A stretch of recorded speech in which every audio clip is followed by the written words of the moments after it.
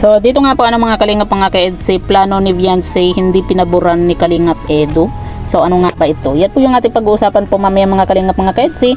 Pero bago po natin ipagpatuloy ang video ito sa mga bago pa lang po sa ating munting channel, huwag po natin kalimutang suportahan ang ama ng Kalingap, Kuya Val Santos Matubang at Kalingap Rob.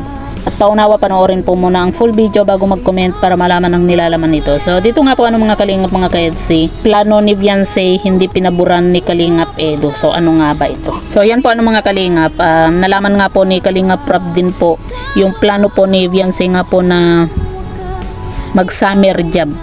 Kaya naman na sinabihan po itong si Viancy na bakit kailangan pa po niyang mag-summer job na meron naman daw pong teleserye at ambassadress na rin po siya sa Velvet Box nga po.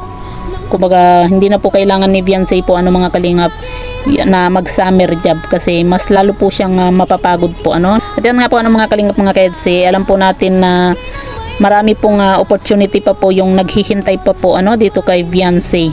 Lalo na po at madalas po siyang mapansin po kagaya na lang po sa ALM, dito nga po sa Velvet Box, di ba?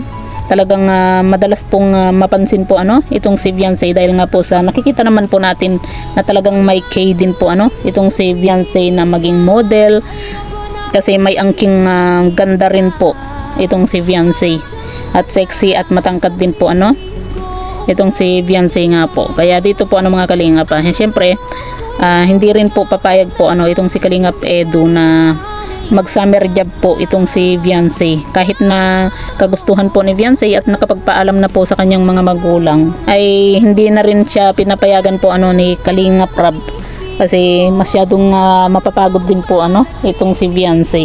Kasi noon po mga kalingap, madalas pong magkasakit po itong si Viancy, ubo, sipon, di ba? Buti nga po ngayon na wala na po yung laging pag-ubo sipon po ni Viancy nga po kumbaga parang madali po siyang kapitan po ng ubo at sipon itong si Viancy nga po. Kaya pero ngayon po mga kalingap, malaking pasasalamat po natin dahil nga po kahit papano hindi na po natin nakikita po itong si Viancy na laging inuubo. Kasi noon isa rin po yan na pinagwo-worry nga po ng mga viewers ni Kalingap Edu dahil nga po sa hindi po mawala-wala yung kanyang ubo dating. Kaya yan po yung isa rin po kung bakit ayaw po ni Kalingap Rob din po na mag-summer job po itong si Viancy dahil nga po sa okay naman na daw po yung sa teleserye at sa Velvet Box nga po. Parang yun na po yung parang pinaka trabaho po ni Viancy.